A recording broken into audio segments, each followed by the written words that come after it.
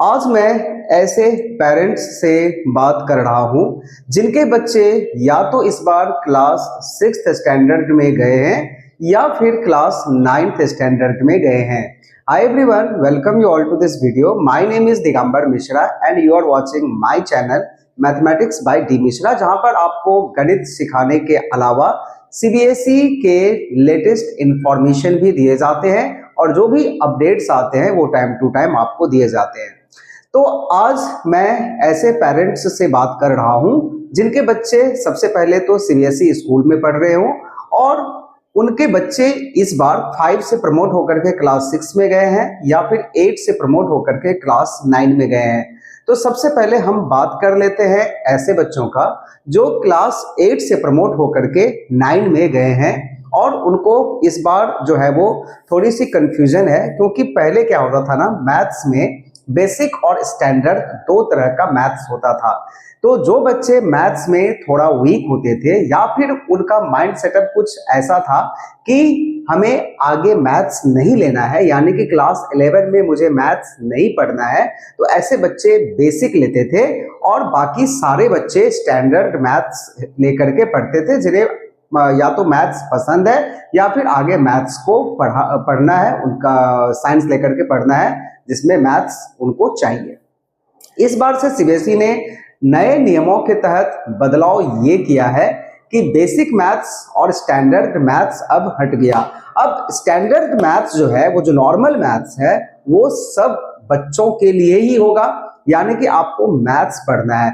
अब गणित में कमजोर बच्चों को छोड़ करके अब ऐसे बच्चे जिनका गणित अच्छा है, जिनका मैथ्स अच्छा है और वो मैथ्स को कंटिन्यू करना चाहते हैं फर्दर स्टडी में, यानी कि क्लास 11 में और उसके बाद भी, तो फिर ऐसे बच्चे एडवांस मैथ्स लेकर के पढ़ सकते हैं। देखिए, नॉर्मल जो स्टैंडर्ड मैथ्स है वो सबके लिए है। सीबीएसई 80 मार्क्स का एग्जाम लेगी, अगर उसमें आप पास होते हैं तो फिर मैथ्स में आप पास हो जाएंगे। किंतु ऐसे बच्चे जिनका मैथ्स अच्छा है और उन्हें पसंद है, अब वो एडवांस मैथ्स लेकर के पढ़ सकते हैं। अब आइए हम लोग बात करते हैं ये एडवांस मैथ्स क्या है।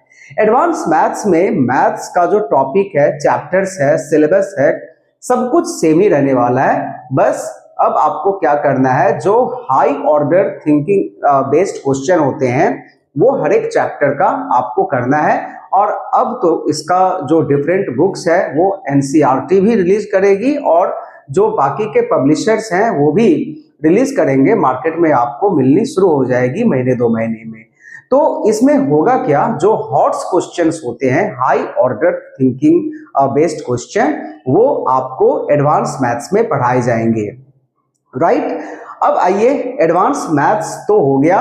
अब इस एडवांस मैथ्स को पढ़ करके होगा क्या, जब आप क्लास 10th में जाओगे और सीबीएसई आपका एग्जाम कंडक्ट करवाएगी, तो फिर नॉर्मल मैथ्स का आप एग्जाम दे दिए, ये जो एडवांस मैथ्स है सीबीएसई 1 आवर का टेस्ट आपका एक लेगी, टोटल 25 मार्क्स का। अब ये देने से क्या होगा, अब मान लीजिए आपने एडवांस मैथ्स ले लिया किंतु बाद में आपको लगा कि नहीं ये बेकार ले लिया या फिर मैं नहीं कर पा रहा हूं, तो चिंता की बात नहीं है। आप अपीयर होंगे एग्जाम में और उसमें अगर 50% से नंबर कम आया आपका, तो आप भी भूल जाइए और सीबीएसई बोर्ड भी भूल जाएगी कि आपने कुछ इस तरह का एडवांस मैथ्स लिया भी था अपने लाइफ में, यानी कि आपके मार्कशीट और सर्टिफिकेट में कुछ भी मेंशन नहीं होगा। अब तब क्या होगा, अगर आपने एडवांस मैथ्स लिया हुआ है और अच्छी तरह से पढ़ाई किया और आपका नंबर 50% या फिर उससे ज्यादा आ गया, तो फिर सीबीएसई आपके मार्कशीट पर लिखेगी कि you have qualified advance maths level, यानी कि इस तरह का एक जो है वो आपके मार्कशीट पर इंफॉर्मेशन रहेगा कि आपने एडवांस मैथ्स जो है वो क्वालिफाई कर लिया हुआ है, अगर आपके मार्क्स 50% यानी कि 25 का 50% से ज्यादा आते हैं। तो अब यही चीज आपका जो है वो साइंस में होने वाला है।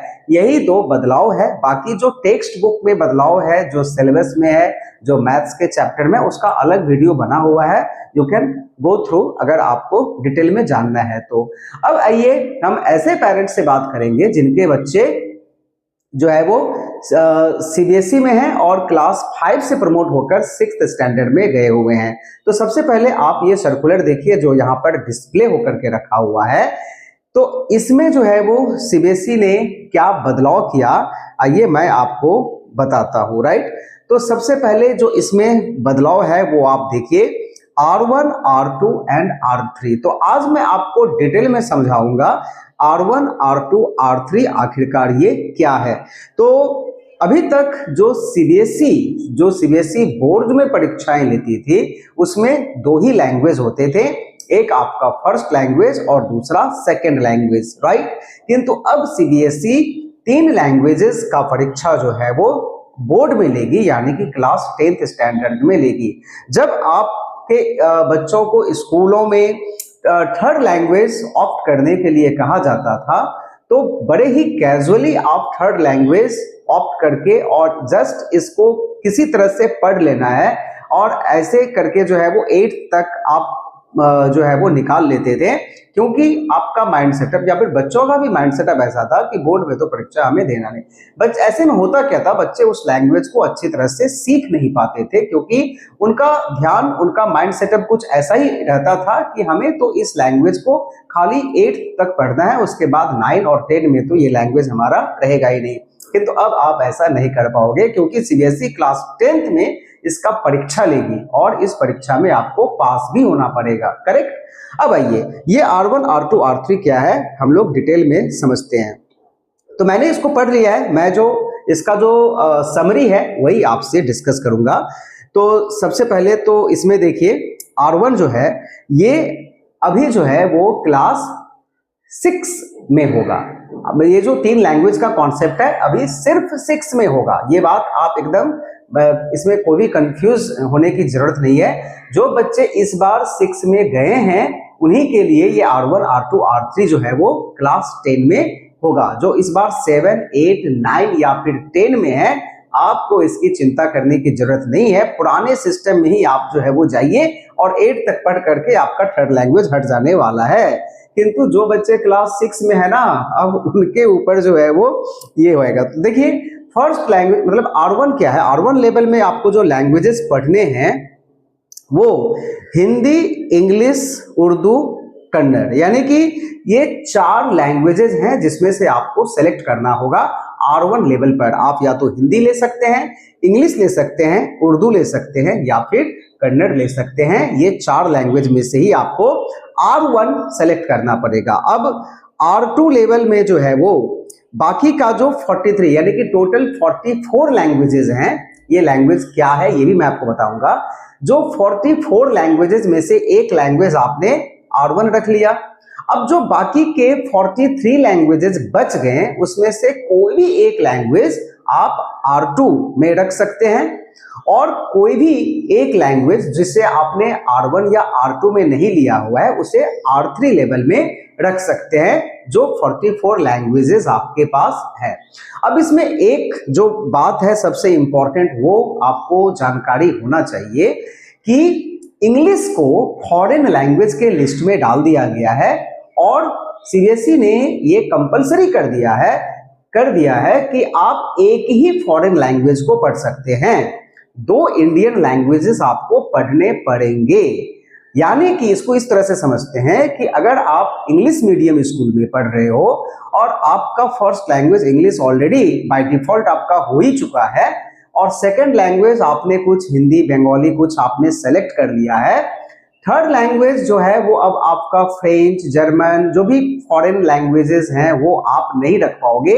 आपको कोई ना कोई एक इंडियन लैंग्वेजेस यानी कि जो 44 का लिस्ट है, 2 तो आपने रख लिया हुआ है, तो बच्चे 42 में से ही आपको रखना पड़ेगा।